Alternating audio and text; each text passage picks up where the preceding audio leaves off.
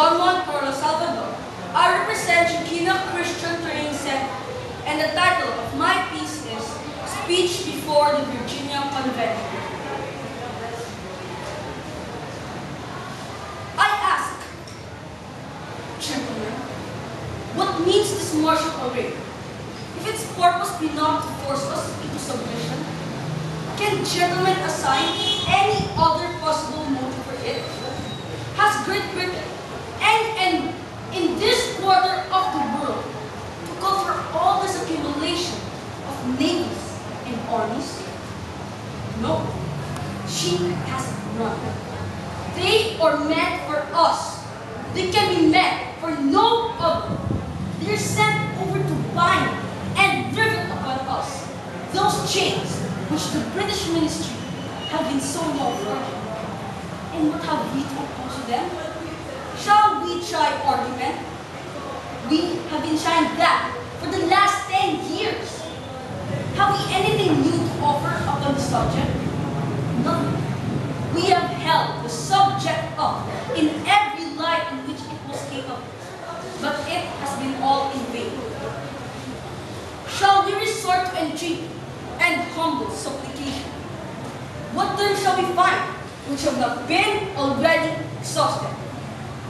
Let us not, I beseech you, deceive ourselves longer.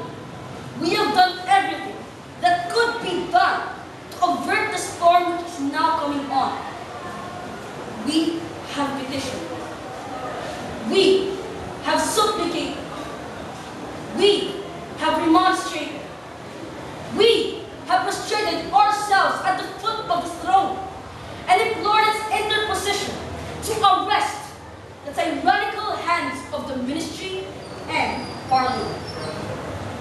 Our petitions have been slighted. Our remonstrances have produced additional violence and insult.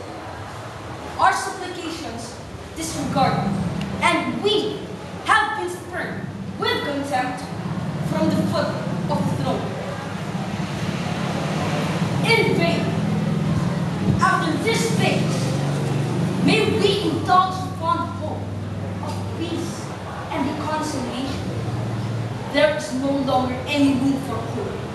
If we wish to be free, if we mean to preserve and violate those inestimable privileges in which we have been so long contending, if we mean not basically to abandon the noble struggle in which we have been so long engaged, and we have pledged ourselves never to abandon until the glorious object of our contest shall be attained, we must fight. I repeat it, we must fight. An appeal to arms and the God of hosts is all that is left us. They tell us, sir, that we are weak, unable to cope with so formidable an adversary. But when shall we be strong? Would it be the next week? Or the next year? Would it be when we are totally disarmed and when the British Guard shall be stationed in every house? Shall we gather strength by irresolution and inaction? Shall we acquire the means of effectual resistance, relying supinely on our backs and hug that elusive phantom of hope, until our enemies shall abound us hand and foot? We are not weak. If we make a proper use of those means which the God of nature has placed in our power, to lead millions of people on in the holy cause of liberty, and in such a country as that which we possess, are invisible by any force our enemies may send against us. Besides, we should not fight the battles alone.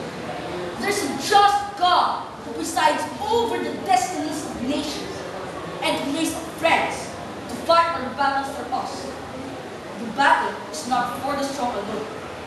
It is for the vigilant, the active, brave. Besides, we have no election. If we were to base enough to desire it, It is now too late to retire from the conflict. There is no retreat, but in submission and slavery. Our chains are forged. Their clanging may be heard on the plains of Boston. War is inevitable, and let it come. I repeat it, let it come. It is in vain to extenuate the matter.